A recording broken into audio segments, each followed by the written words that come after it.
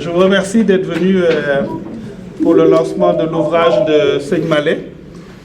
Et puis en fait, comme on a pris du retard, je vais rapidement introduire.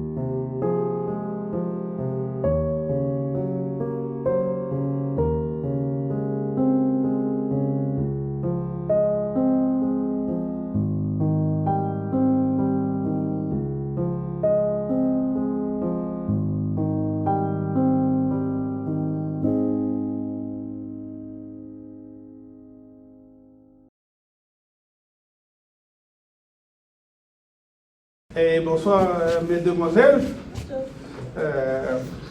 En fait, j'ai eu beaucoup de plaisir. Mon but c'est pas d'intervenir, mais mon côté non littéraire et mon côté informaticien font que j'avoue, et j'en suis fier, je pense que c'est le seul livre que j'ai lu sur ces 10 dernières années.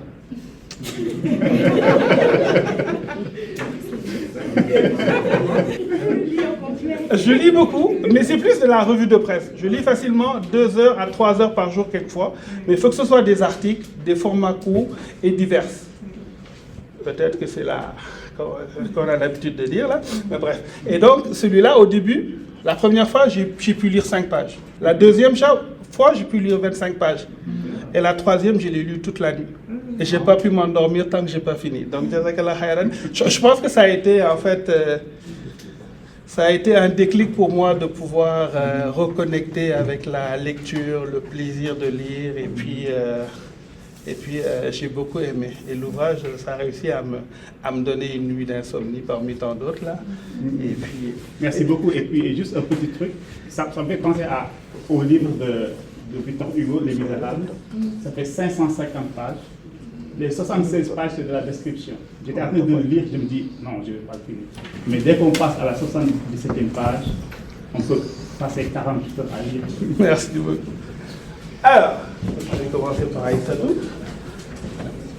Pendant la lecture ou après la lecture, quels ont été les éléments qui vous ont un peu marqué, pour lesquels vous aimeriez en fait partager avec nous votre avis?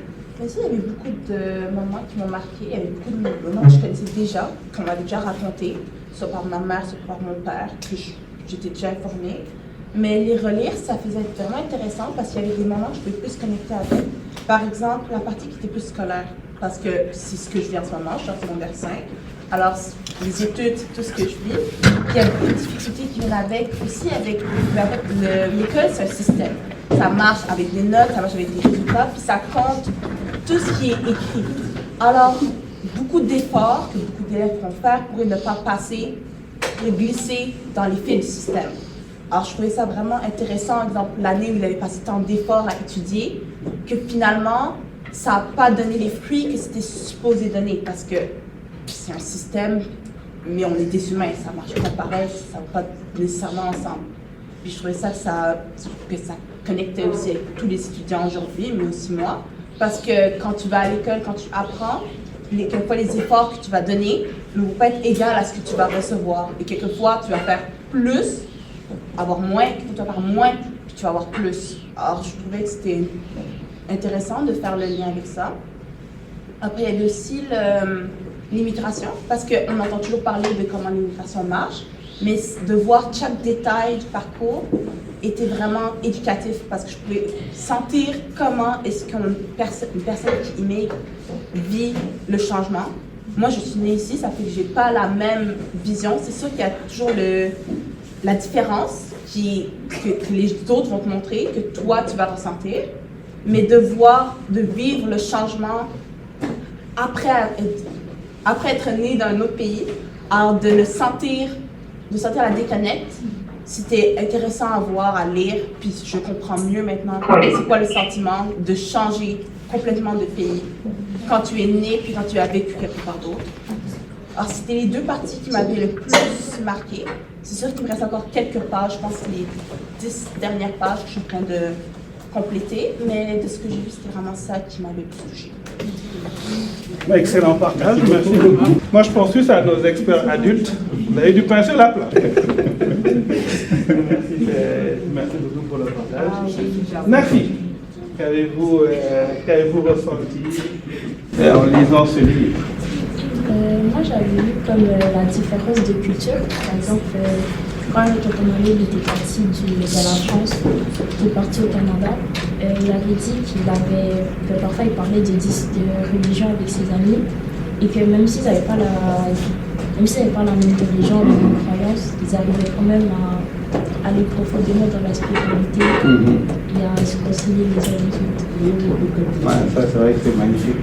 Quand on est honnête, on cherche à comprendre, on cherche à trouver des terrains d'entente, on y arrive toujours. Comme disait un certain Mandela, on ne naît pas en détestant les gens, on apprend à les détester. Et puis quand on a cette envie de connaître, cette envie de partager, forcément, on tombe dans un environnement où on est plus dans l'union, justement, que dans la contestation. Merci beaucoup. Sophia, qu'est-ce que ce livre a pu t'inspirer? Moi, j'ai beaucoup aimé son chapitre, le chat, un jeu de chat et de souris. J'ai trouvé que, en fait, son chapitre, ça me représente aussi, genre, quand tu fais quelque chose de mal, un enfant, il croit que tes parents ne vont pas le savoir, il croit que tout est ok, genre, je le fais, mes parents ne vont pas le savoir et tout. Mais en fait, non, les parents, ils savent, genre, t'es tout seul dans ton coin, tu fais pas de bruit, mais c'est sûr que tu fais quelque chose de pas bien. Tes parents, ils t'ont fait, ils te connaissent par cœur. Et du coup, surtout, quand sa mère, elle a trouvé en train de dessiner, et il a eu cette sensation que, en fait, c'était tout fini, genre, il pourrait plus avoir ses dessins, il pourrait plus redessiner encore. Et c'est un peu comme moi, genre quand mes parents ils m'attrapent, exemple pour mon téléphone, je sais pas quand je vais le revoir, je sais pas si demain je vais aller à l'école avec mon téléphone, si je pourrais reparler à mes amis en fait. C'est ça qui m'a vraiment, j'ai trouvé ça intéressant. Ah, c'est bien, merci beaucoup. Je pense qu'il y a une fierté particulière. Ce livre vienne d'un de vos pères qui puisse vous montrer qu'il y a une certaine voie. Et puis en fait, en travaillant fort, comme je disais, au niveau de l'échec et de la réussite. Parce que je pense que, comme disait encore Mandela, je ne perds jamais. Même si j'échoue, j'apprends. Et puis comme disaient aussi les Coréens, il y a pire que l'échec. C'est de ne pas avoir essayé. Ça me rappelle une phrase que je me dis souvent, c'est en anglais. Every shot you don't take is 100% missed. Puis je pense vraiment souvent, je tombe dessus sur les réseaux, puis c'est comme resté. Parce que si tu le fais pas, c'est sûr que tu l'as manqué. C'est 100%, c'est un échec, c'était décevant parce que tu l'as pas fait. T'as rien à apprendre. Mais si tu l'essaies, que ça soit de 0,0001% que tu réussis, si tu réussis, tu l'auras eu. Puis tu vas pouvoir le porter avec toi pour toujours. Ça fait que c'est mieux d'essayer que de ne pas le faire parce que si tu le fais pas, ben, tu as perdu. Bravo. Bravo. Et comment penses-tu que le système scolaire est en votre... Pensez-vous que vous êtes réellement intégré? Comment est-ce que vous vivez en fait cette vie dans le système scolaire québécois? Ben, ça dépend toujours de quel point de vue on le prend. Comme moi, j'ai plusieurs différentes expériences scolaires. En ce moment, je fais école à la maison, mais je suis allée aussi dans 2 différentes écoles secondaires. Puis, dépendamment de quel environnement tu es, les adultes vont te traiter différemment, les jeunes vont te traiter différemment. Quand tu es un enfant, je me rappelle quand j'étais en garderie ou primaire, maternelle, tu avais des enfants qui disaient « Pourquoi ta peau est comme ça? » Puis la question est honnête, mais c'est sûr que quand tu es plus jeune, c'est tellement gros et différent, mais en même temps, c'est rien. Ça fait que tu apprends toujours à comprendre c'est quoi les différences et tout. Après, en grandissant, comme moi, actuellement, comme elle vient de dire, je mets un groupe d'amis aussi et il y a beaucoup de cultures différentes. Puis ça ne change pas grand-chose.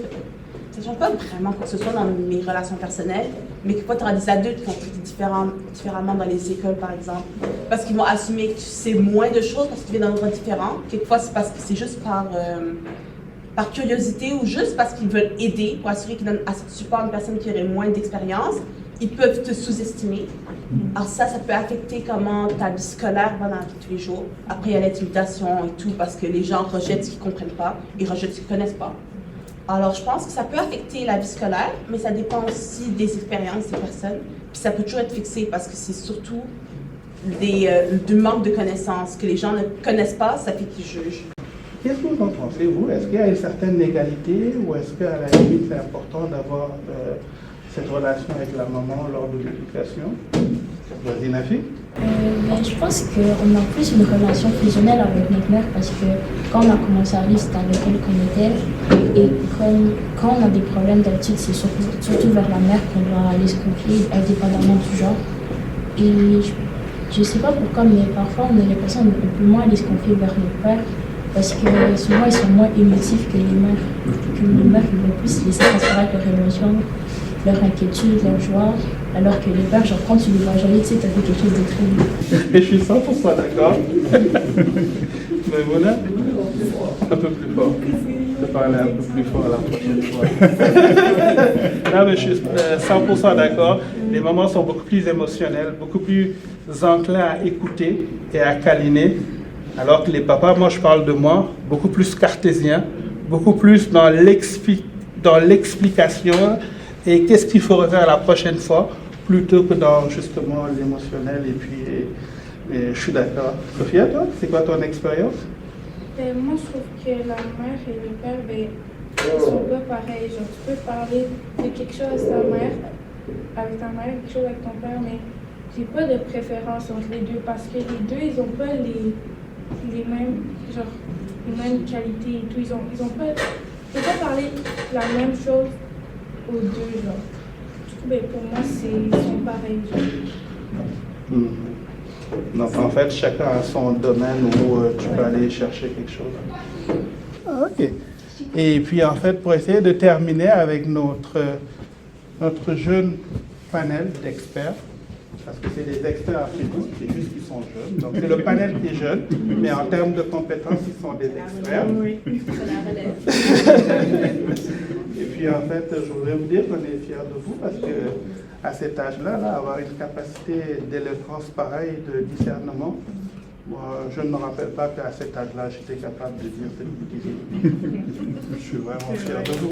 Et on vous remercie d'avoir pris le temps de lire le livre de Tonton Mallet, d'avoir participé à ce panel. Je sais que ce n'était pas évident pour vous de vous asseoir devant du monde et de parler, mais vous avez fait ça de manière brillante. Et puis félicitations encore à vous. Oui, Sokhna Yassine. Juste dire qu'on est très fiers. Et puis on voit que nos enfants ont grandi, et puis on voit que vous avez beaucoup cheminé. Moi, j'entends beaucoup comment on appelle ça, une maturité malgré le jeune âge, donc vous pouvez vraiment être fiers de vous. Machallah. Machallah.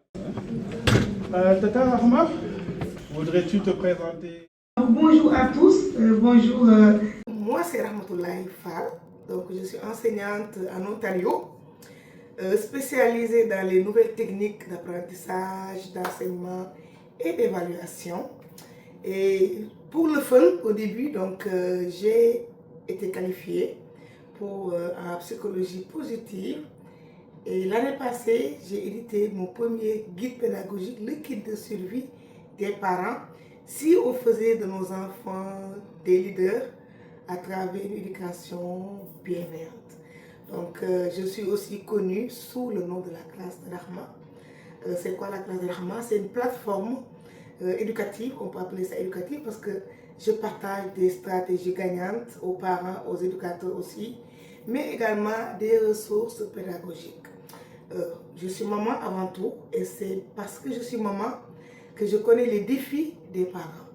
Et le fait d'être enseignante m'a fourni ce qu'on peut appeler la boîte à outils. Donc à travers la classe de Rahma, je partage pas toujours mon quotidien de salle de classe, mais quand même il y a de belles périodes d'enseignement, d'échange avec mes élèves que je partage aux parents et aux enseignants. Voilà, donc je suis très contente de faire partie de ce panel. Merci beaucoup, c'est une belle expérience, machallah. Merci beaucoup. Ça fait, en faisant ce tour de table, ça donne une bonne idée du parcours des panélistes avant de pouvoir rentrer un peu dans le détail. On va essayer de continuer un tour de présentation, le tour de table avec Sokhna Yassine. Pourriez-vous présenter en 2 minutes, s'il vous plaît? Oui, moi c'est Yassine Thiam, donc moi je suis sociologue de formation, spécialisée en santé, famille et puis environnement africain. Donc, durant mon parcours, moi, je me suis beaucoup, en m'intéressant à la famille, à l'éducation, je suis finalement allée m'intéresser au comportement humain. Donc, moi, j'ai fait une thèse en santé publique sur la gestion du changement, surtout le changement de comportement, surtout dans un contexte de chronicité, c'est-à-dire dans un contexte où la personne vit une rupture entre la partie 1 de sa vie et puis la partie 2. Et puis une fois au Québec, je suis devenue travailleuse sociale. Donc moi, mon dada, c'est vraiment la gestion des émotions. Donc j'aime beaucoup travailler tout ça. Donc ça va teinter aussi ma lecture du livre. Donc c'est ça. Mais merci beaucoup. Excellent parcours. Serigne Toubagui, s'il vous plaît. Merci beaucoup Hassan. Bonjour à toutes et tous, je m'appelle Touba. Je suis professeur agrégé à l'école de travail social de l'Université du Québec en Abitibi-Témiscamingue où j'enseigne depuis déjà 8 ans. J'ai étudié en philosophie, en sciences politiques et en travail social. Il se trouve que mes spécialités sont diverses et variées. Je travaille autant sur des questions d'évaluation de politique publique, de politique sociale, sur des questions de législation au Québec, en France aussi. Donc j'ai étudié dans 3 pays différents, au Sénégal, en France et ici au Québec. Et je suis très content d'être ici et de remercier aussi Malek de m'avoir associé à cette belle expérience que je trouve très magnifique et très élogieuse. Merci beaucoup. Merci beaucoup. Excellent parcours. Merci encore. Sokhna Aminata Wade, Madame Sarr. Bonjour tout le monde. Mon nom c'est Aminata, Madame Sarr. Donc je suis travailleuse sociale. J'ai étudié aussi en sociologie au Sénégal. Par rapport à mon domaine d'expertise, j'ai eu à accompagner en tout cas une multitude de clientèles en lien avec tout ce qui est violence conjugale, santé mentale, beaucoup, toxicomanie aussi, protection de l'enfance, évidemment. Donc, comme a expliqué Sokhna Yassine, c'est sûr qu'en lisant le livre, c'est sûr que, ma pratique aussi, évidemment, j'ai fait beaucoup de liens entre qu'est-ce qu'il raconte dans son parcours avec justement l'accompagnement auprès de la clientèle que j'ai eu à côtoyer, tout ça. Fait que c'est vraiment très intéressant. Donc, merci beaucoup vraiment, Seigne Malais, d'avoir partagé ce parcours si intime de ta vie. En tout cas, moi, quand je lisais ça, j'avais même des frissons. Moi, j'ai trouvé ça tellement généreux de partager ce parcours de vie. Fait que c'est très, très apprécié. Je suis contente d'être là, bien sûr, de pouvoir débattre du livre, bien entendu. Merci beaucoup. Excellent parcours. On va essayer de passer à la prochaine question, à savoir quels sont les enseignements que vous avez tirés. Bon, on va essayer de partir de manière assez aléatoire. On va faire un plouf. Donc, en fait, ça, Yacine, on va commencer par toi. Quels sont les enseignements que vous avez tirés à la lecture de cet ouvrage, de Segmalais? Moi, je ne suis pas comme les jeunes, je n'ai pas tout dans la tête. Moi, je suis de la vieille école. Donc, je m'excuse. Je vais essayer de faire que la lecture soit, animée. Et puis, je vais essayer de mettre les émotions. Donc, déjà, je vous dis que moi, j'ai lu le livre. Comme je dis, j'ai fait un peu ce qu'on appelle candidat du mois d'effort. Donc, j'ai demandé à Tonton Malé les thématiques. Parce que moi, comme je le dis, je suis sociologue de formation. Et nous, quand on parle de sociologie, on parle de chercheurs. Donc, quand on fait de la recherche, on s'en va avec une idée en tête. Donc, moi, quand on m'a parlé de la thématique de l'intelligence émotionnelle, c'est quelque chose qui me plaît. Donc, moi, j'ai lu le livre à travers ce fil conducteur de l'intelligence émotionnelle. Et puis, ma contribution, vous allez voir, c'est pas long, ça va prendre maximum 5 minutes. Ma contribution va tourner autour de 3 points. Et puis, ces 3 points, je vais essayer, en prenant certains éléments du livre, pour vous le présenter. Les trois points, il y a la conscience de soi à travers le récit. Il y a la conscience sociale à travers le récit. Et surtout, ce qui me plaît beaucoup, le concept de résilience. Donc, à travers la capacité de Tonton Malé à percevoir et à comprendre ses propres émotions, pensées, comportements, forces et faiblesses, notamment dans la relation avec sa mère. Nous abordons notre premier point, qui est la conscience de soi. Parce que c'est un concept qui est fondamental au développement personnel et à l'intelligence émotionnelle. Souvent, on parle maintenant de développement personnel, d'intelligence émotionnelle, mais le concept de conscience de soi dans le livre est très présent. À travers ce récit, nous sommes capables de voir ce concept, nous sommes capables de voir comment ce concept transparaît, notamment dans les premiers chapitres, surtout dans la dualité entre l'amour qu'il a pour l'art et la concentration qu'il doit faire au niveau des études. Donc, en effet, nous pouvons observer un enfant qui, bien que jeune, démontre une capacité à identifier ses besoins, à agir avec intentionnalité plutôt que par réaction, lorsque la maman a confisqué le cahier de dessin ou lorsqu'il a pris l'engagement après l'échec de se concentrer sur les études. Donc, et d'améliorer ses relations interpersonnelles, à savoir le renouveau dans la relation avec la mère qui a connu quand même des changements et puis des modifications. Et puis j'ai pris le petit passage. Je comprends maman aujourd'hui, mais à l'époque le regard ne pouvait se croiser, cite-t-il dans le livre.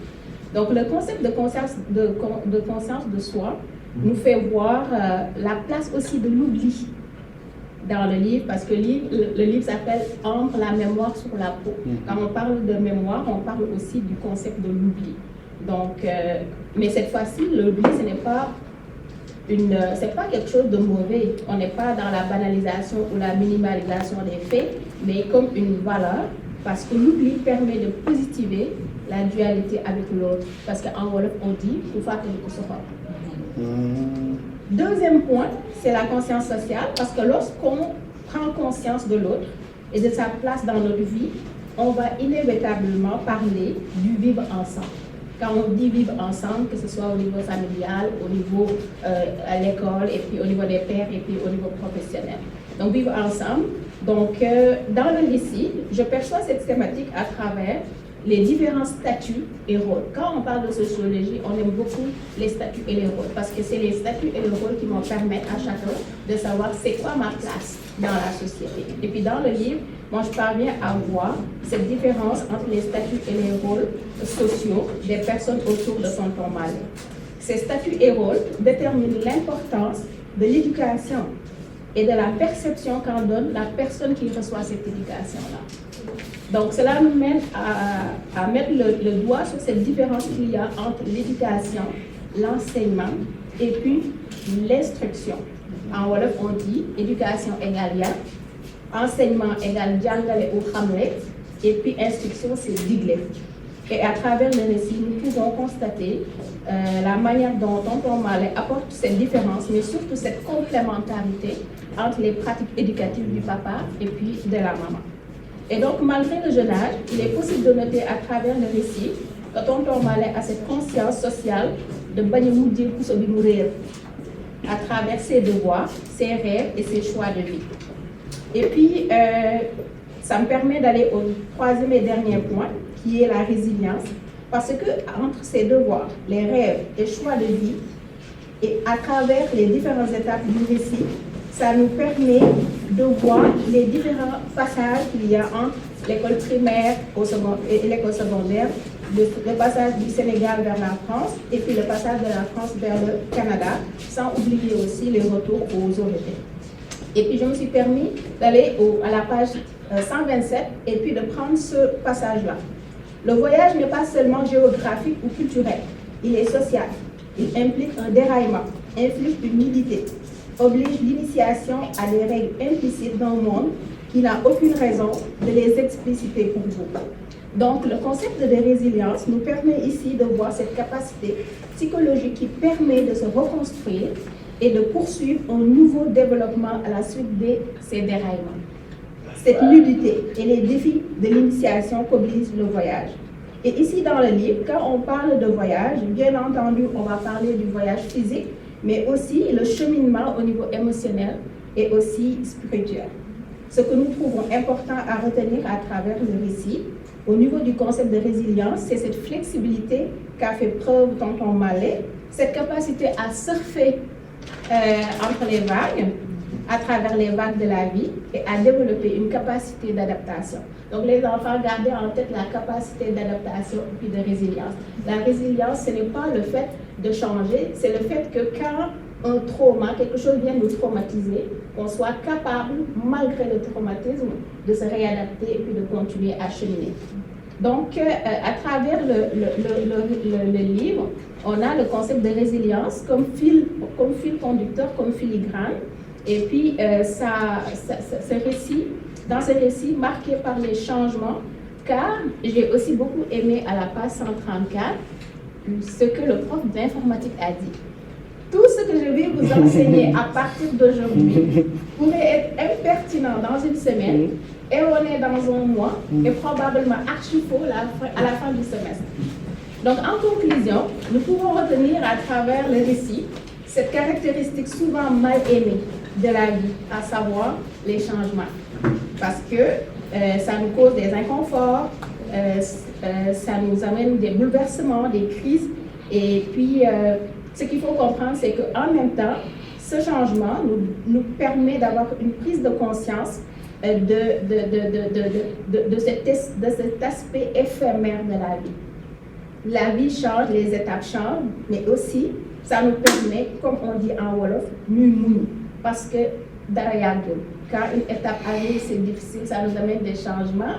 Mais, comme l'avait dit tantôt Aïssatou, je pense que c'était Aïssatou ou Nafi, mais c'est ça, on fait des efforts et puis des fois on n'a pas du tout le résultat, on pense que c'est difficile, mais juste ça nous permet à travers le livre de comprendre qu'il y a des changements, donc ça veut dire qu'il y a des situations qui se renouvellent.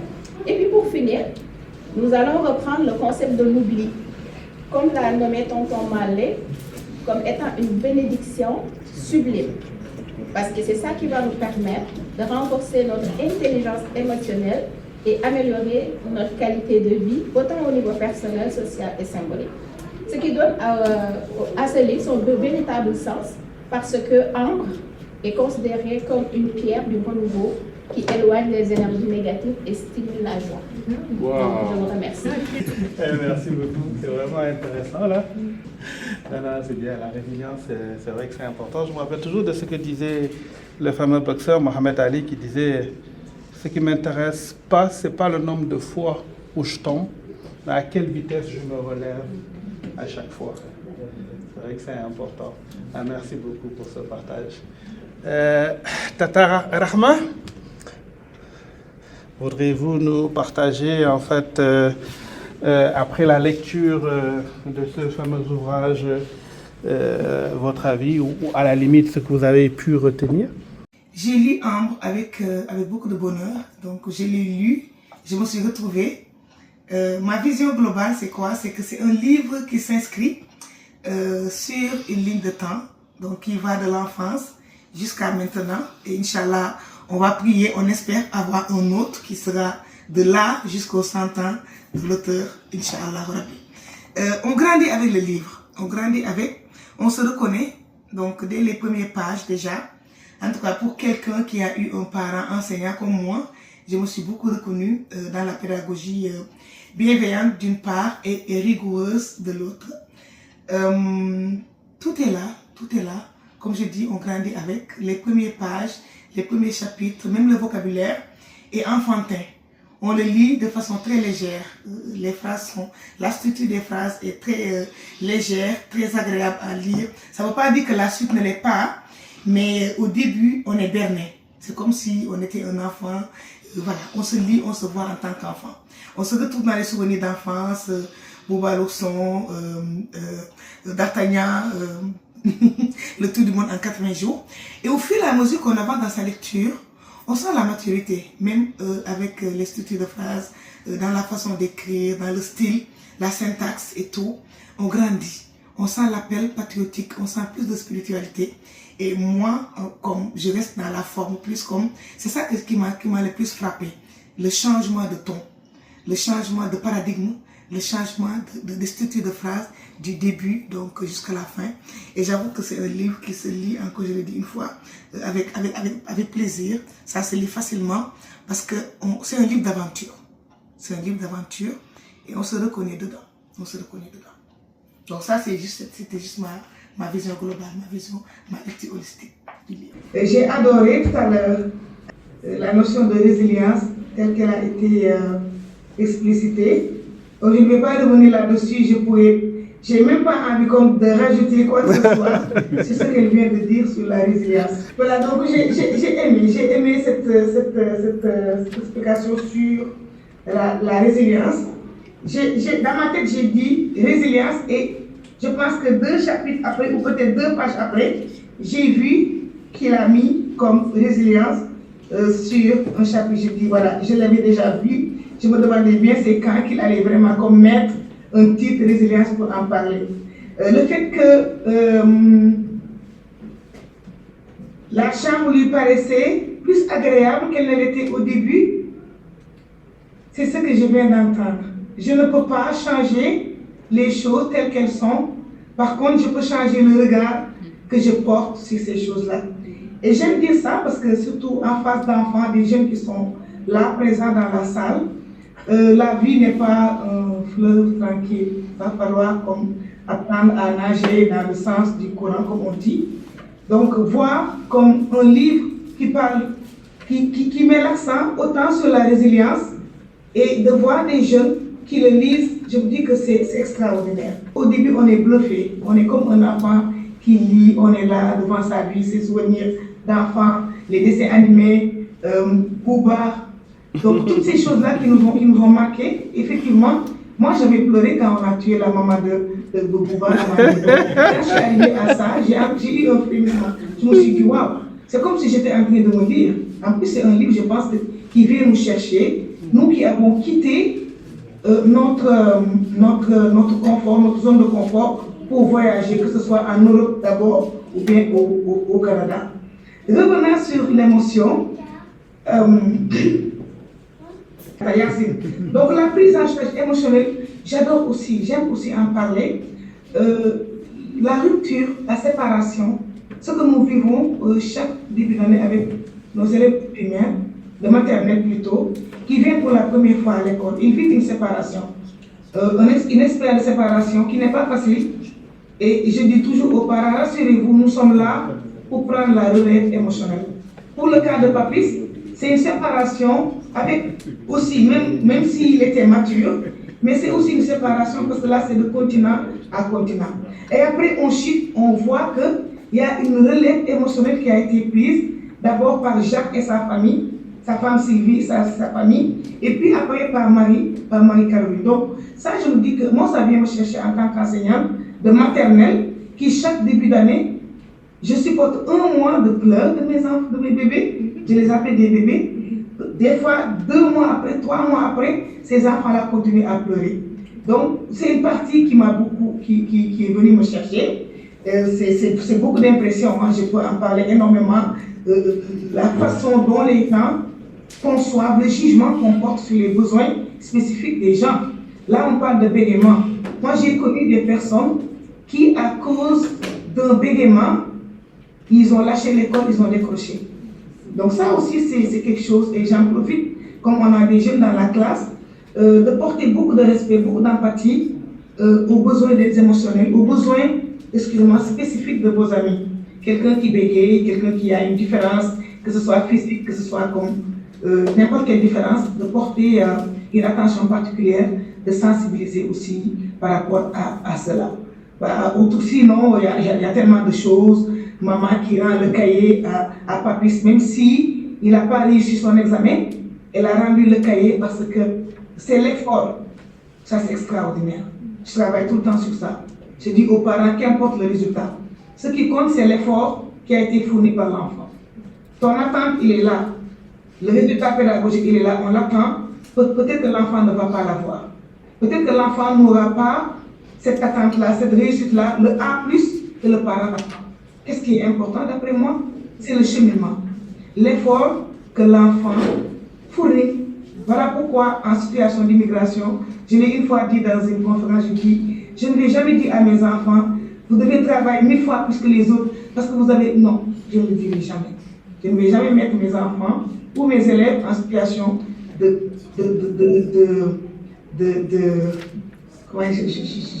compétition. Je veux qu'ils soient en compétition avec eux-mêmes. Faites votre maximum. Ne soyez pas indigents avec vous-même. Donnez le 100%, le 200% de vous-même, mais pas par rapport à ce que les autres vont faire. Donc ça, là, c'est le cœur d'enseignant qui parle. Donc c'est important de porter l'accent, de faire focus sur l'effort que l'enfant fournit. Parce que les enfants sont très différents dans le besoin spécifique. Tu peux voir un enfant qui fait un effort, 1000 efforts, mais qui n'arrive pas à avoir peut-être le résultat qui est attendu, qui est peut-être une note ou la sanction en tout cas de ces efforts-là. Donc voilà. Merci.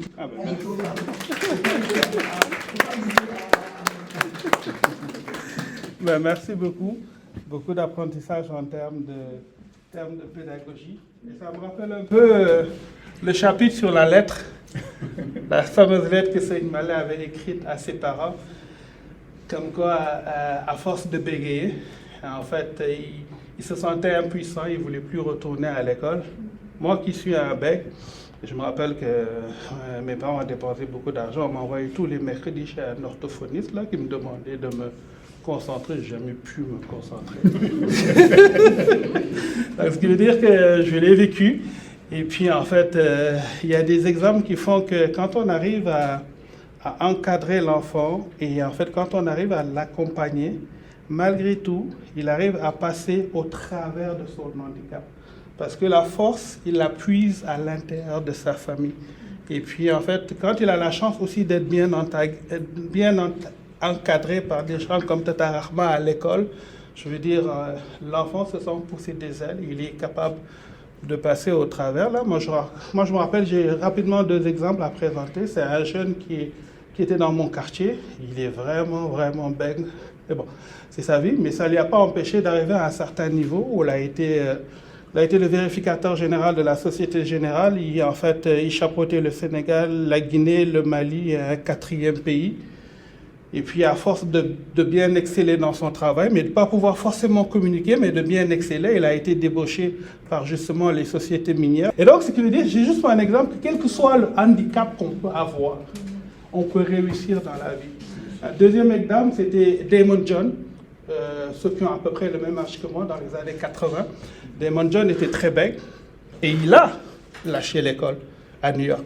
Il a lâché l'école, mais plus tard, c'est lui qui a créé la marque Fubu, je ne sais pas si ça rappelle, For Us, By Us. Puis finalement, Fubu est passé au-delà d'une marque, c'est devenu en fait un slogan, c'est devenu quelque chose auquel en fait on voulait appartenir, moi en fait du temps de ma génération. Ça a quelque part comme brisé un plafond de verre en disant que si on veut réellement, on est capable de faire de grandes choses. Donc, merci d'avoir participé sans handicap. Merci d'être aussi, comme disait en fait Tata Aminta, aussi transparent. Et je pense que ça va inspirer certains qui le vivent à justement comprendre qu'on peut aller au-delà de ça. Merci beaucoup. Tata Rahma. Aminata. Oui. Voudriez-vous nous partager votre lecture? Oui, suite à la lecture de ce beau livre, je retiens quand même le parcours très inspirant d'un homme qui passe de difficultés à réussir ses examens à l'école, à enseigner à l'université et faire passer ses examens, à demander à d'autres étudiants de passer ses examens sous son autorité. Je trouve ça extraordinaire. Vraiment, c'est tout un parcours. Puis d'après moi, ce qui a fait la différence, mais au-delà du support, évidemment, des parents et tout ça, donc il y a quand même cet engagement, cette détermination, cette envie de réussir qui a fait quand même la différence. Je ne sais pas qu'est-ce qui a fait le déclic, mais le déclic a été quelque chose d'intrinsèque, en fait, qui est venu de toi. Donc, souvent, j'entends au Sénégal, les gens dire, des fois, peut-être c'est les jokes là, dire fais la différence, fais la différence pour moi. Mais quelqu'un ne peut pas faire la différence pour toi, en fait. C'est sûr que les gens peuvent t'aider, peuvent te faire des faveurs, des facilités, mais la différence vraiment dans ton parcours, ça doit venir de toi. C'est vraiment cette motivation. Puis moi, par expérience, dans mon travail, je le sais. Mettons l'exemple des personnes qui ont des problèmes par rapport à la consommation, et tout le temps, aussi longtemps que la personne n'est pas motivée par quelque chose qui lui appartient, ne réussira pas. Mais toi, si tu le fais pour tes parents ou pour ta conjointe ou pour tes enfants, tu ne réussiras jamais. Donc c'est ça, j'étais en tout cas fascinée par ce déclic qui a comme aidé beaucoup dans le parcours. Et aussi, il y a l'article, le chapitre concernant Coco et Pêche aussi. Donc, on l'a presque tous vécu. Hein. Donc, souvent, on est avec des personnes de la communauté d'accueil qui démontrent vraiment une grande ouverture. On s'est dit que wow, je suis vraiment la meilleure amie pour cette personne. Puis finalement, silence radio, on n'a plus de nouvelles. Alors que l'extase ou l'expression d'ouverture, c'était juste quelque chose de spécifique et de momentané. Donc, ça a fini avec le moment spécifique, après la personne est passée à autre chose. Donc ça, c'était vraiment intéressant aussi de le voir. Donc il y a l'aspect aussi concernant la passion qui ne meurt pas, évidemment. Donc l'art, donc si c'était quelque chose qui allait mourir, c'est sûr et certain que tu ne serais pas rendu à faire encore des dessins aujourd'hui. Parce que ta mère a tellement fait des efforts pour que finalement tu puisses oublier ça de la mémoire. Mais malheureusement ou heureusement, donc c'est encore resté. Donc ça veut dire que la passion, c'est quelque chose vraiment de profond et que tu l'as porté et que ça t'est resté. C'est vraiment intéressant. Le lien que je fais, évidemment, avec ma pratique, quelque chose, je trouve ça vraiment intéressant, à la page 13, quand tu parlais de ta mère qui vraiment, par rapport à l'accompagnement auprès de tes frères et de tes sœurs aussi, donc le faisait vraiment avec hargne, faisait tout ce qu'il faut pour chaque enfant pour réussir des objectifs spécifiques. Donc, effectivement, pour moi, tout parent devrait procéder de cette façon-là. Donc, pour tous nos enfants, on devrait quand même mettre en place un plan d'intervention et ne pas appliquer ce que j'appellerais moi du mur à mur au niveau éducationnel. Donc, je donne juste l'exemple d'un enfant qui a un TDAH, par exemple. Tu as tous tes enfants autour de la table et tu veux imposer le silence radio quand on est en train de manger, par exemple. Mais l'enfant qui a un TDAH ne peut pas se conformer à cette directive. Et souvent, ça va être des clashs au sein de la famille. Donc souvent, j'entends des parents aussi dire que j'applique la même chose, puis il y a un enfant qui n'écoute pas. Mais parce que, parce que ça veut dire que l'approche n'est pas adaptée à sa condition, c'est juste ça que ça veut dire. Donc, je ne sais pas si Jacqueline, en tout cas, si jamais tu as le goût de partager ton expérience, parce que j'en parlais avec elle tout à l'heure, parce qu'elle me disait que bon, j'avais un enfant qui se désorganisait, c'était difficile, on ne comprenait pas et tout. Parce que tout le monde se conformait comme elle, sauf elle, alors que peut-être qu'on n'avait pas mis en place des choses adaptées à sa condition et tout ça. Fait que c'est vraiment intéressant. Mais Tata Aminata, c'est plus facile pour nous de mettre le fardeau de l'autre côté. On est parents, on a plein de choses à faire. Absolument, c'est sûr. C'est sûr que c'est plus facile de faire du mur à mur, tout le monde écoute, tout le monde s'assoit, on reste tranquille, on se couche à quelle heure et que tout le monde se conforme.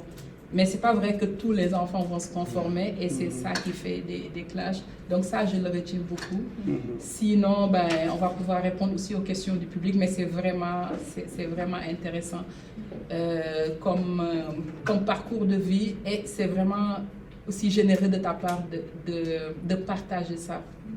En tout cas, cette partie de ta vie avec nous, fait que moi, je l'apprécie beaucoup. Vraiment, puis ça m'inspire beaucoup. Puis c'est sûr que mes enfants n'ont pas pu être là aujourd'hui, n'ont pas encore lu le livre, bien entendu, mais je vais pouvoir en discuter avec eux. C'est clair que c'est très pertinent et fascinant. L'autre chose aussi sur laquelle je voulais juste revenir rapidement, c'est par rapport à l'approche éducative. C'est sûr que bon, chez nous, dans nos pays d'origine, évidemment, c'est pas la même approche qu'ici. C'est sûr que l'approche est un peu plus sévère, plus rude et tout ça. Mais ce qui est fascinant, c'est que malgré le tout, tu donnes quand même une place particulière à ta mère. Parce que même pour le livre, le premier chapitre, tu dédies ça à ta mère.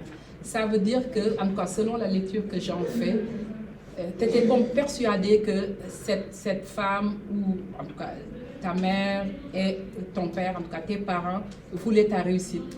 C'est sûr que l'approche, on peut en discuter, mais j'ai l'impression que tu étais persuadée que leur façon de faire, leur accompagnement ont fait la différence pour toi et que tu l'apprécies. En tout cas, moi, c'est ça que j'ai perçu dans ce que j'ai lu. Donc, ce qui est important, c'est de montrer de l'amour à nos enfants. Puis lui, il a perçu que malgré tout, ses parents lui vouaient de l'amour, malgré les approches dont on veut discuter. Fait que c'est vraiment intéressant. Félicitations, puis bravo, vraiment. Dans cet ouvrage, je n'avais jamais entendu parler, le fait d'être pêche ou coco, et puis c'était assez intéressant. Justement, j'ai fait le jeu avec mes enfants. Là, on a pu chacun plus ou moins essayer de se déterminer. Mais je veux dire, c'est des choses très intéressantes, comme parmi tant d'autres que M. Sarr, où en fait, justement, les anciens d'ici essayent de partager avec nous pour qu'on puisse mieux se connaître, mieux connaître la communauté d'accueil, mieux s'intégrer. C'est de formidables outils que Aminata aussi distille au travers de ces forums, de ces conférences par Internet. Là. Nous sommes très contents de vous avoir parmi nous et merci pour cet excellent travail sans relâche. Félicitations. Merci. C'est Ring to Bagay.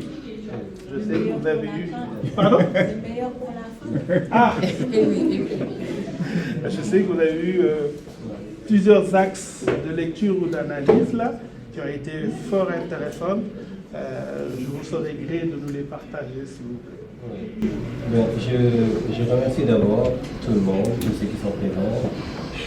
Mané ensuite, et puis mes trois co-panélistes. Après le passage d'acquis, il est difficile de m'exprimer parce que on va dire la vedette, je pense. Mais je voudrais juste revenir sur certains éléments qu'elles ont tout abordé. Trois éléments, la question de l'oubli, abordée par Yacine, celle de la différence mais du jugement qu'on peut porter sur les événements abordés par Armand, et aussi la question de la passion abordée par Aminata, qui sont trois éléments constitutifs de la lecture que j'ai faite du livre de Malé, qui est un livre très passionnant, très intéressant. Malé a une belle plume. Il écrit très bien. J'ai lu son premier ouvrage et puis j'ai eu l'occasion de lire le second. J'en suis bien ravi. Et puis sur la question de l'oubli, je pense que le titre que donne l'auteur au texte est un titre qui renvoie à deux éléments que l'on appelle le souvenir et la réminiscence. Pour la question du souvenir, on peut penser que, par exemple, quand on définit le souvenir, on va penser que le souvenir, c'est la page vivante qui est passée en nous, grâce à laquelle nous savons que nous plongeons nos racines dans le temps. Mais la réminiscence, ce n'est pas cette page vivante du passé en nous, grâce à laquelle nous savons que nous plongeons nos racines dans le temps. C'est l'effort de la conscience qui se souvient. Autrement dit, il y a dans le souvenir quelque chose qui n'est pas réminiscence, mais dans la réminiscence, il y a souvenir. Mallet n'a pas simplement fait part de ce dont il se souvient, mais il a fait part de cette part consciente, il a fait part d'une conscience de ce souvenir avec des détails tellement précis que je lui en veux beaucoup de choses, puisque Paul Valéry disait « Pour entrer en soi, il faut être armé jusqu'aux dents ». Je n'ose pas écrire un livre sur mon autobiographie, sur mon parcours. C'est un parcours tellement tortueux, tellement mal fait, tellement désorganisé que je n'ose pas écrire 2 lignes sur ça. Rencontrer quelqu'un qui a l'audace, le courage et même l'intelligence d'écrire un parcours aussi bien fait me fait penser à 5 éléments que j'ai notés dans le livre. J'ai lu le livre avec beaucoup de plaisir, mais au travers de plusieurs schèmes de pensée. D'abord, le premier schème de pensée est celui d'une conception générale du livre. Il n'est pas simplement un récit éducatif, mais c'est bien évidemment un livre qui met en tension des éléments très concis. Ces éléments sont les suivants. Par exemple, il y a une tension entre l'autorité et l'autonomie, la maman étant bien présente, j'y reviendrai sur le matriarcat et le patriarcat dont il fait état dans son livre, mais aussi entre héritage et modernité. Mallet est écartelé entre ce dont il hérite et ce que lui-même a voulu rendre possible au travers de son passage ou de son accession à quelque chose de ce qu'on appelle la modernité en tant que telle. Et il y a aussi l'autre aspect, c'est la jonction ou la tension qu'il y a entre l'individu et le collectif. C'est quelqu'un qui autant parle au jeu, autant aussi renvoie ce jeu à d'autres jeux avec qui il est en dialogue. Et cela est un aspect fondamental du livre. Ce n'est pas simplement une autobiographie ou ce qu'on appelle le simple fait de se replier sur soi-même et de penser par soi-même, pour soi-même et en soi-même. C'est un jeu qui se pense à l'intérieur, mais au sortir duquel il est en dialogue avec d'autres jeux qui sont autour de lui. Et cela fait quand même une grande qualité de ce texte. Donc, ça me fait penser, quand il parle d'éducation, ça me fait penser à Émile Durkheim. Je fais un clin d'œil à ma chère amie Yacine, pour qui l'éducation est toujours un fait social. Autrement dit, tantôt j'entendais nos filles parler de la façon dont elles sont éduquées, la façon dont elles voient l'éducation ici. C'est un fait social. Autrement dit, on n'éduque pas les gens de la même façon. Ici au Québec, par exemple, vous prenez l'exemple de ce dont parlait Aminata tantôt, sur la toxicomanie, etc. Au Sénégal, on va penser que quelqu'un qui se drogue, qui prend de la drogue, qui est itinérant, c'est quelqu'un qui est dérégondé.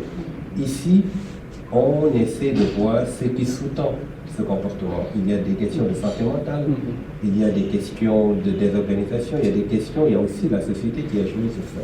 Donc l'éducation est toujours un fait social, c'est pas anodin, c'est toujours différent de l'instruction, etc.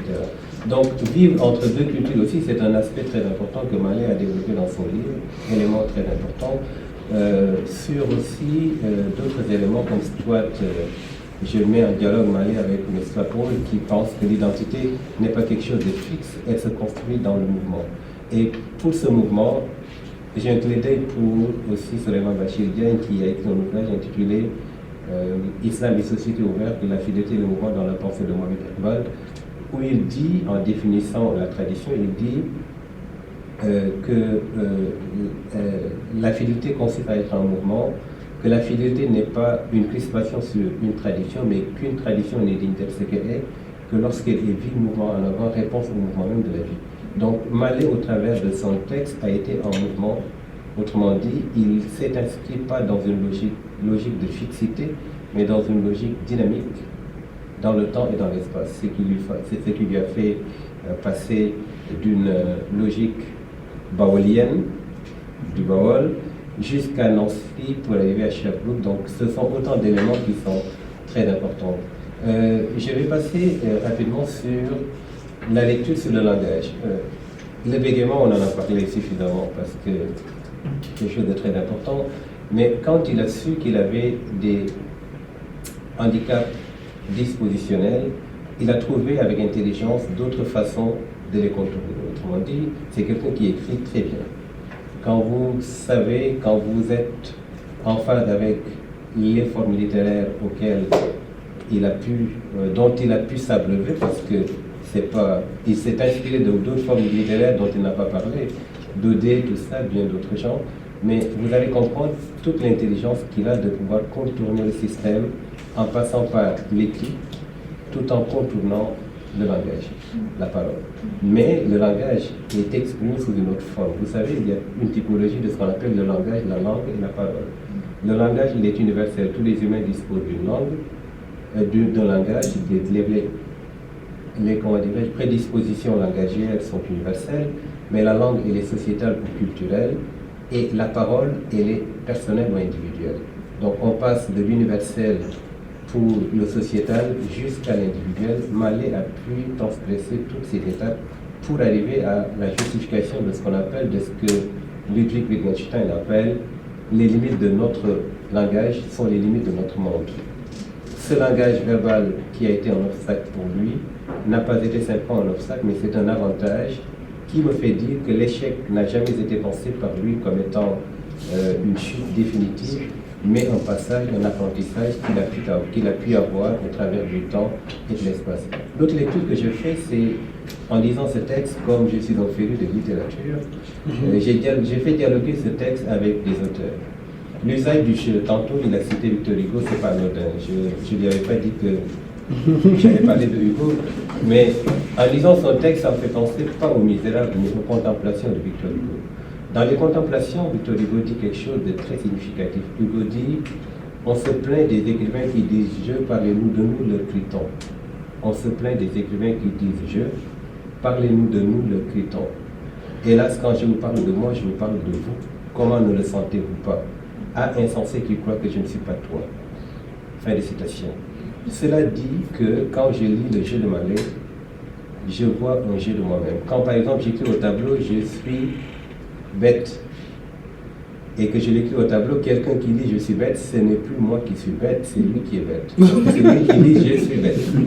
Autrement dit, le jeu est interchangeable d'un individu à l'autre. Au travers de son jeu, alors, il nous a fait penser à Victor Hugo, en tout cas dans les Contemplations, avec cette citation que j'ai donnée, mais aussi à Alfred de Musset, qui disait dans le baptême du malheur, l'homme est un apprenti, la douleur est son maître, et nul ne se connaît tant qu'il n'a pas souffert. Toutes les péripéties, toutes les histoires de souffrance racontées dans ce texte ne sont pas des histoires de quelqu'un qui chiale ou de quelqu'un qui veut se morfondre dans une logique de non-résilience, ce qui me fait penser à la résilience de Yacine. Mais c'est une douleur, une souffrance qui est apprentissage. Comme quoi la vie n'est pas faite de bonheur continu. Le bonheur continu s'appelle la félicité. C'est pas ça. Le bonheur est la constatation d'une joie immédiate. Et dans Antigone de Sophocle, c'est ça, à cela aussi que ça me fait penser. Dans Antigone de Sophocle, Mallet, comme si il reprenait Antigone, Sophocle dit quelque chose de particulier. Pour le passé, pour le présent, comme pour l'avenir, chez les humains s'installe cette seule et unique vérité que nulle existence ne s'y déroule exemple de malheur. Tous les échecs dont il a fait part sont des échecs qui témoignent d'une réalité humaine transversale de tous. Il n'y a pas une vie qui soit exempte de malheur. Mais la façon dont le malheur est interprété, c'est là que se trouve le changement. Et c'est ce que Rahma disait tantôt en disant les jugements sur les événements sont importants. Sénèque disait, un philosophe stoïcien, disait ce qui trouble les gens, ce ne sont pas les événements, mais les jugements qu'ils portent sur les événements. Donc le jugement que Mallet a pu porter sur l'ensemble des événements constitutifs de sa vie, ce jugement-là a été le socle ou le fondement de sa réussite aujourd'hui. Ça me fait penser aussi à Alfred de Vigny, parce que son texte, c'est un texte de résilience. Je suis bien content que Yacine en parle. Vous savez, La mort du loup, peut-être certains d'entre vous l'ont lu, La mort du loup, c'est un texte magnifique auquel m'a fait penser le texte de Mallet.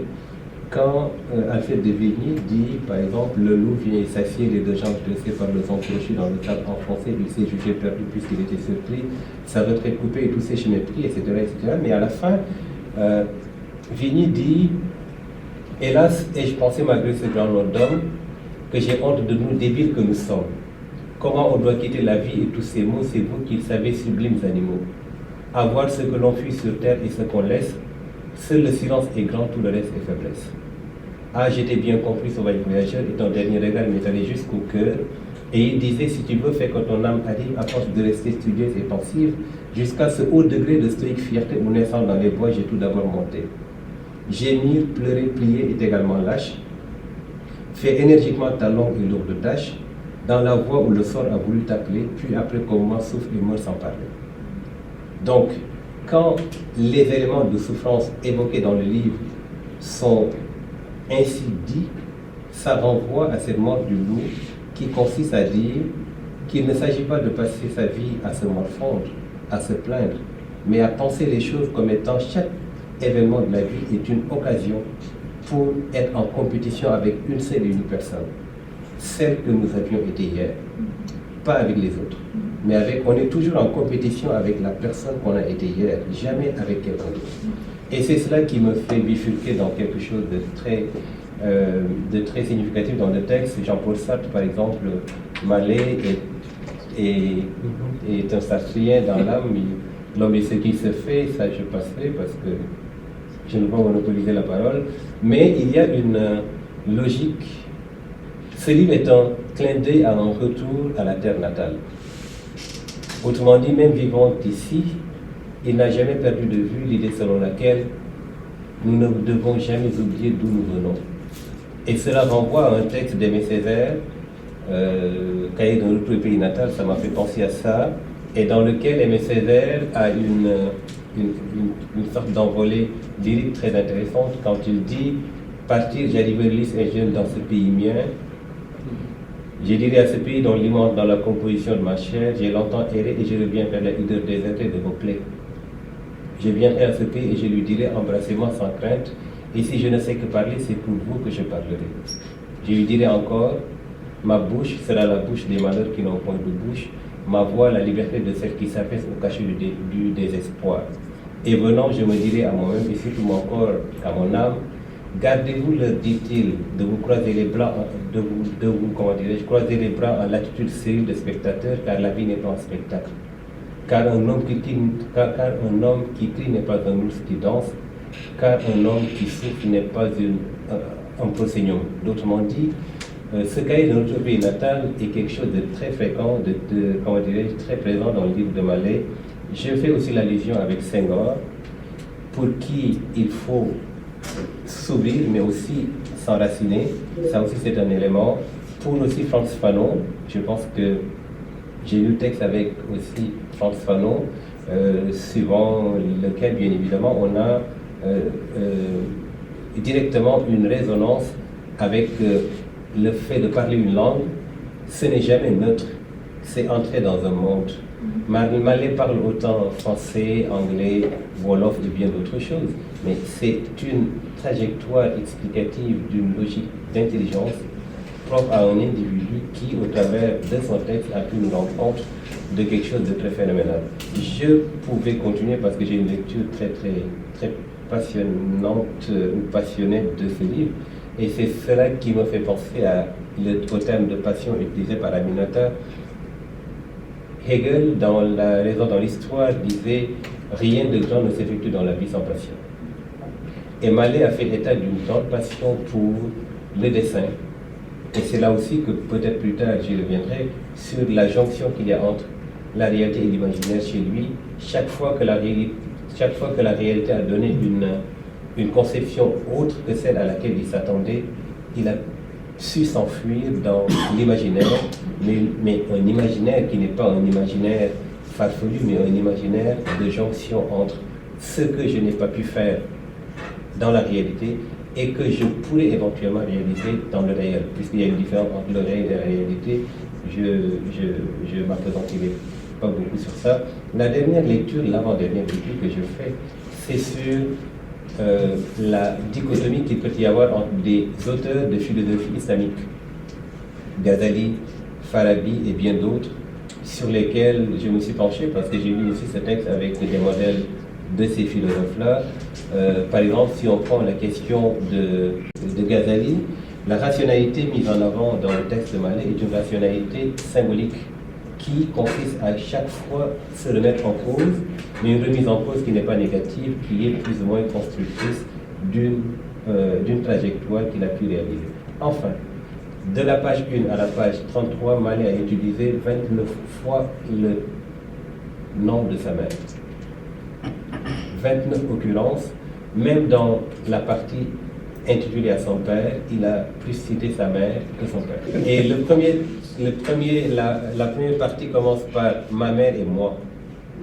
Ensuite, la deuxième partie, c'est mon père. Il n'a pas dit mon père et moi. J'aime beaucoup et je terminerai par ça. C'est à la fin. Il a commencé par ma mère et moi. Et la dernière partie de son texte s'intitule Artiste. Et il dit je suis artiste. Et être artiste, c'est bien évidemment entrer dans la logique de la création, mais de ce par quoi je vais conclure, bien évidemment, et désolé d'avoir pris autant de temps, mais la passion m'a poussé à en prendre autant. Artiste, c'est bien évidemment ce que Victor Hugo disait, malheur à qui prend ses sandales quand les haines et les scandales tourmentent le peuple agité, honte aux penseurs qui se mutilent s'en va chanteur inutile par la porte de la cité. Le poète en des jours impies vient préparer des jours meilleurs. Il est l'homme des utopies car il a les pieds ici-bas et les yeux ailleurs. Merci beaucoup d'avoir les pieds ici-bas et les yeux ailleurs. Merci beaucoup, Seigne Touba. C'est extraordinaire. C'est extraordinaire d'avoir auprès de nous des gens avec autant de qualité. Mais comment vous avez raconté ça? On a l'impression que vous étiez enfant unique, tellement votre maman s'est occupée de vous. Et je suis persuadé qu'elle était égalitaire. Elle a passé autant de temps, elle a fourni autant d'efforts à tous ses enfants, sans compter son mari, sans compter sa maison, sans compter la vie communautaire au Sénégal, la famille au sens élargi, le quartier. C'est un vrai hymne à la maman. Oui, Victor Hugo disait que la mère est la seule personne qui est capable de donner, elle a une baguette de pain, elle est capable de le partager à tous ses enfants. Et chaque enfant a la baguette en entier. Donc c'est incroyable comment une mère est capable, avec toute cette force. C'est pourquoi c'est un appel à toutes les sociétés de redonner la place à la femme.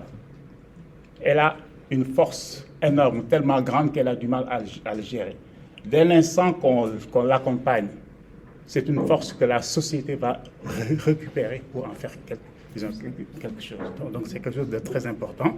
Et il y avait aussi autre chose qu'on entend dans notre société. On a demandé à une femme, quel est ton enfant que tu préfères le plus? J'ai fait le maximum dans le livre pour que mes frères et ma sœur, parce que j'ai une sœur, qui ne pense pas que j'étais le favori. Je ne le suis pas. Cette mère, quand on lui a posé la question, elle a dit, mon enfant préféré, c'est l'enfant qui est petit jusqu'à ce qu'il soit grand. C'est celui qui est malade jusqu'à ce qu'il soit guéri. C'est celui qui est loin de moi jusqu'à ce qu'il revienne.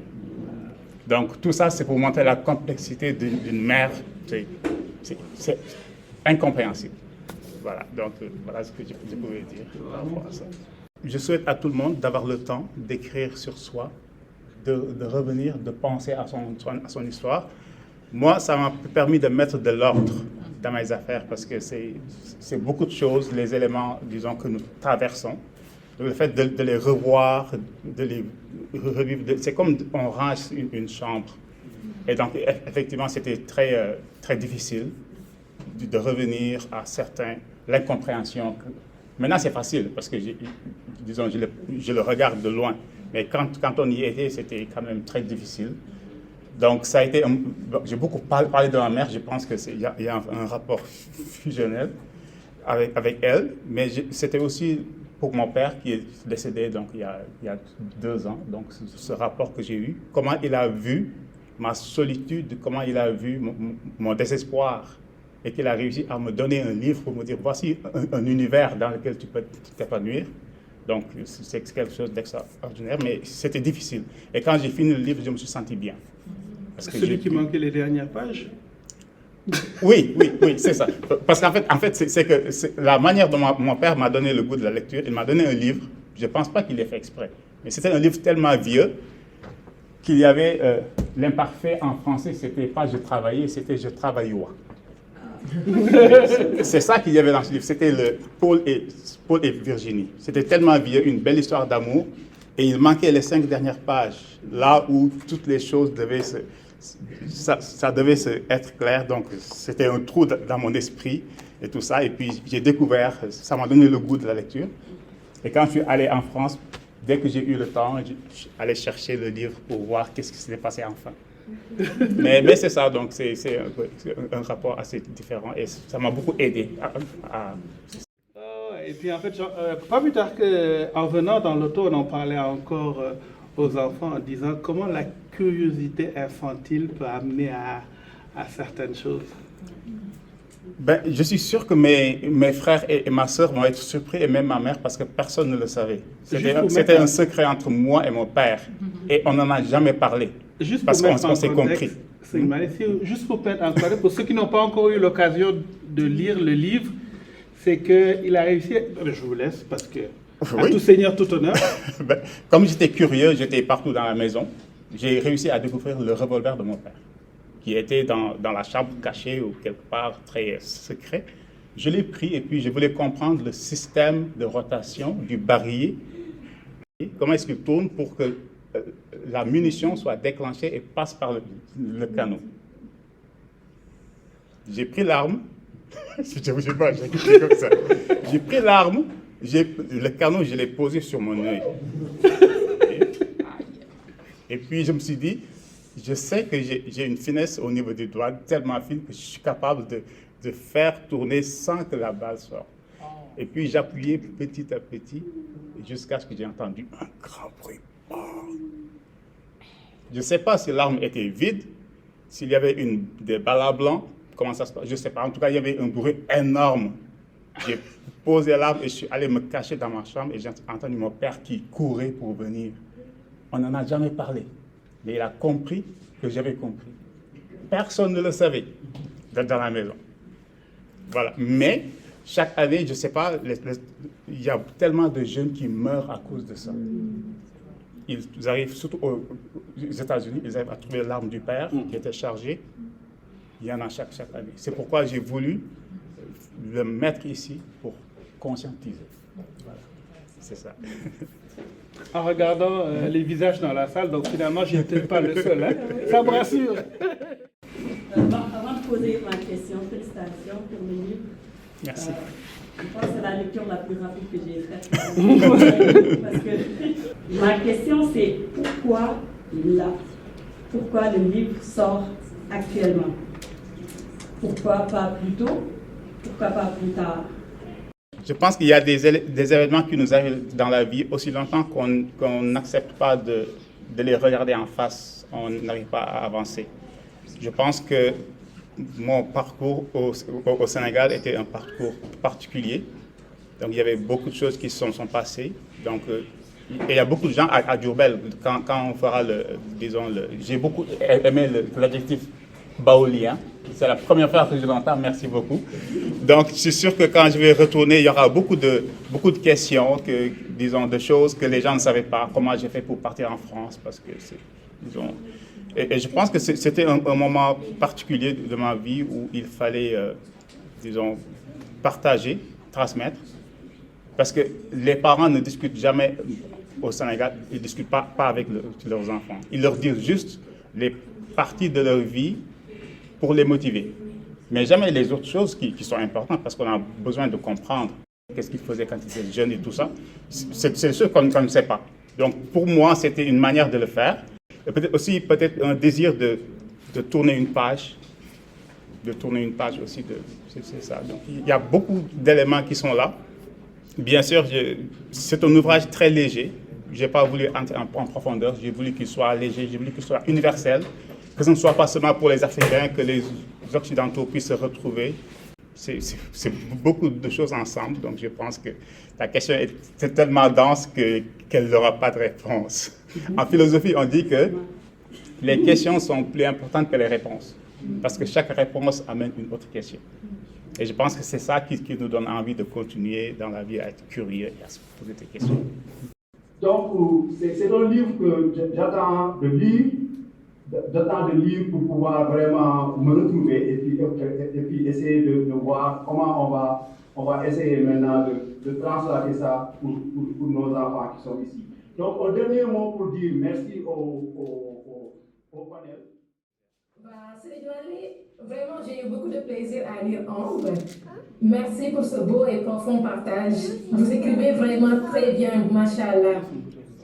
Au début, j'aimerais vous poser une question à ce sujet, mais vous avez mentionné avoir échangé récemment avec la famille de Jacques ainsi qu'avec celle de Marie-Colline, évoquée dans votre livre. Et en vous lisant, je me suis dit qu'ils doivent sûrement être très fiers de votre parcours et de ce que vous êtes devenu aujourd'hui. Et un passage m'a particulièrement touchée, les petits pieds de la rue. La manière dont vous évoquez les enfants de la rue au Sénégal m'a profondément émue, au point que j'ai versé des larmes en le lisant. Et je me disais, est-ce que vous voyez votre écriture comme une forme d'engagement pour ces enfants? Ou avez-vous déjà pensé à aller plus loin d'une autre manière pour porter leur voix? Et la partie qui m'a aussi fait sourire, c'est celle de la vanille française. Merci encore pour la profondeur de votre livre. Machallah, félicitations.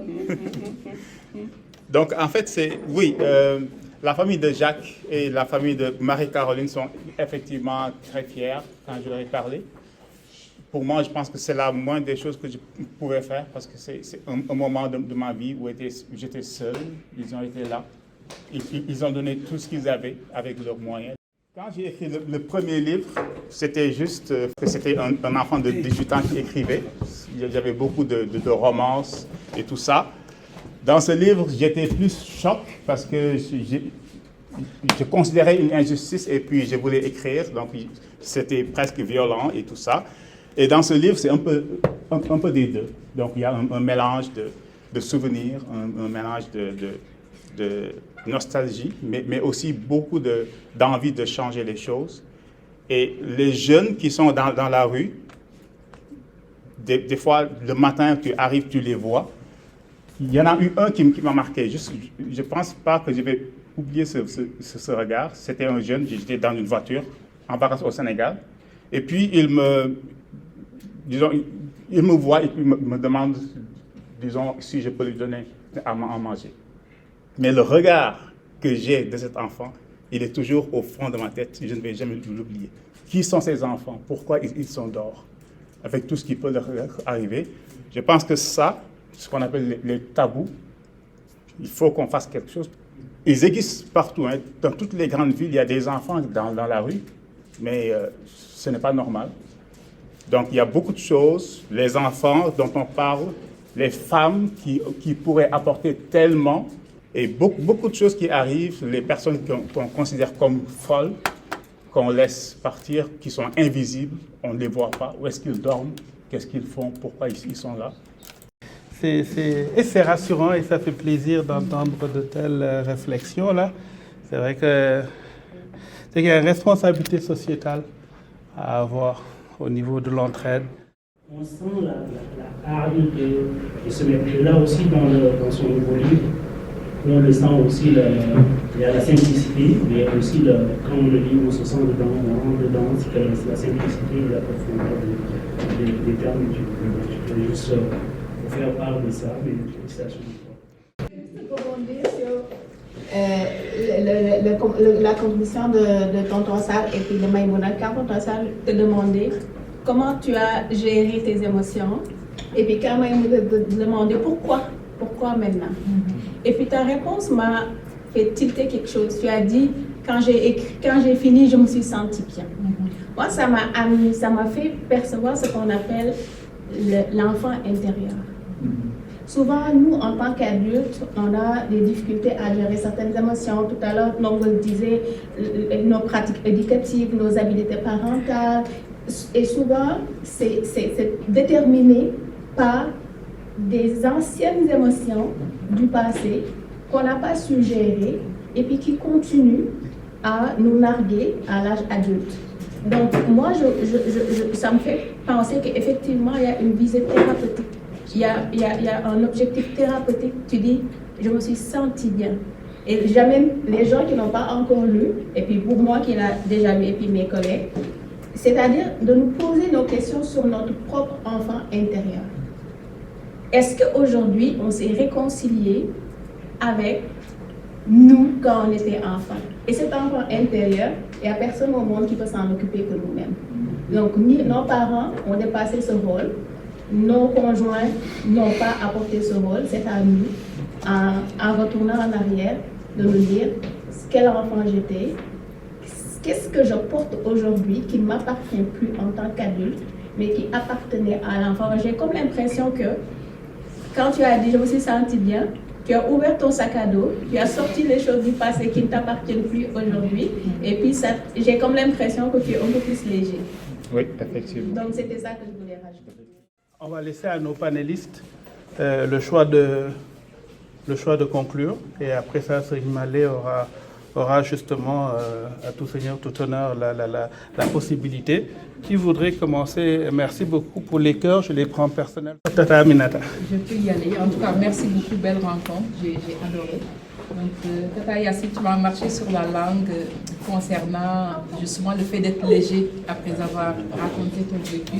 Parce que nous, dans notre pratique, on invite en tout cas des gens qui vraiment bloquent dans leur parcours de parler de leur vécu et de voir vraiment là où ça bloque puis d'agir dessus. Donc ça ne m'étonne pas qu'après avoir écrit ça, tu te sens plus léger. Parce que tu as fait la paix avec beaucoup de choses dans ton parcours. Tu as eu avoir des réponses sur certains questionnements et tout ça. Fait que c'est vraiment intéressant. Au niveau thérapeutique, au niveau approche, c'est quelque chose qu'on utilise aussi. Fait que c'est très, très, très pertinent, en tout cas, cette démarche-là. Puis merci beaucoup, vraiment, hyper intéressant. Donc, j'espère que plusieurs personnes en tout cas prendront le temps de lire ce livre-là. Il y a beaucoup d'apprentissage à faire là-dessus. C'est tout bas? Merci beaucoup à tout le monde. Merci à Malé. Sur la question de la légèreté, je pense que Malé dit ses auteurs sans les nommer. Je pense que ça me fait penser à un beau livre de Milan Kundera intitulé L'insoutenable légèreté de l'être. Et quand il dit je me suis senti léger, dans ce livre de Milan Kundera où il parle de l'insoutenable légèreté de l'être, c'est quand on finit de dire ou de faire ce qu'on avait à faire que l'on devient soi-même. C'est ce que l'on appelle le devenir soi. Le devenir soi est une tendance, un processus. Et merci beaucoup de nous avoir partagé tout cela. Je finirai par une citation d'Emmanuel Kant dans les prolegomènes de la métaphysique future que je donne à nos enfants qui sont ici. Ce livre, ne le concevez pas comme un chef-d'œuvre, c'est un début. Et vous pouvez continuer avec ce qu'il a fait. Et chacun d'entre nous aussi peut continuer avec ce qu'il a fait. Quand il disait dans les prolegomènes de la métaphysique future, quand on parle d'une idée qui a été avancée par quelqu'un et qui ne l'a pas suffisamment démontrée, on est en droit d'espérer qu'en poursuivant la réflexion, on ira plus loin que l'auteur persan à qui on doit la première étincelle de cette lumière. Merci beaucoup Malé de nous avoir donné la première étincelle de cette lumière et à nos enfants aussi de s'en inspirer. Et merci à toute la communauté. Merci beaucoup. Merci. On sent la pudeur, mais aussi l'authenticité. Donc merci à tout le monde. Merci à nos enfants. Je suis vraiment fière de vous, machallah. Donc merci aussi aux gens qui nous suivent depuis la plateforme en ligne. Donc, merci beaucoup. Merci beaucoup à tous. Merci, bravo aux panélistes Aminata, que je connais très bien, ma chère Aminata, Yacine et Sanoubi. Tout le monde machallah. Donc merci et puis aussi à tout ce beau monde qui était là. Mais je voulais rejoindre mes sœurs donc, sur le caractère donc, thérapeutique de l'écriture. Donc c'est clair qu'une œuvre autobiographique, quand on l'écrit, c'est de la catharsis. C'est de la catharsis, donc c'est bien fait. On lit avec plaisir. Moi, franchement, je peux dire que je l'ai lu peut-être en moins de 24 heures, en tout et pour tout. Tellement j'étais transportée par la lecture. Bravo, Papis Machallah. Donc on attend. Donc, Inch'Allah, nous fait que la deuxième partie de Ambre, donc de là, comme je l'ai dit, Inch'Allah, à la BS. En tout cas, bravo, ça a été bien écrit. Moi, j'ai été spécialement charmée par l'évolution de l'écriture. Je ne sais pas si tu l'as fait exprès ou pas. Pourquoi au début on est bluffé, on lit comme un enfant, c'est léger, on n'a pas besoin de réfléchir, on lit, on avance, on lit, on avance. et tout d'un coup, paf, on sent la maturité. C'est comme si dès que tu es arrivé, dès que tu as pris l'avion, non, dès que tu as enlevé la cravate, c'est là où les choses ont changé. Voilà, bravo à tous et puis merci. Je ne dirai pas parce que j'en ai lourd sur le cœur là. C'est quelqu'un que je respecte beaucoup, que j'admire beaucoup là. Donc je ne vais rien dire, je vais te laisser conclure. Bon, ben, merci beaucoup. Et puis tous et toutes, donc merci à l'association donc pour tout le soutien, pour tout ce qu'ils ont fait pour que ça fonctionne. Merci aux enfants qui sont ici. Aux grandes, parce que c'est un livre de transmission aussi. Merci à tous les amis, les frères, tous là qui avaient fait le déplacement. Donc, pour vous dire que c'est un livre qui vous appartient. Cher Américain disait que dès qu'on écrit un livre, il ne vous appartient plus. Donc, je vous remercie beaucoup pour votre...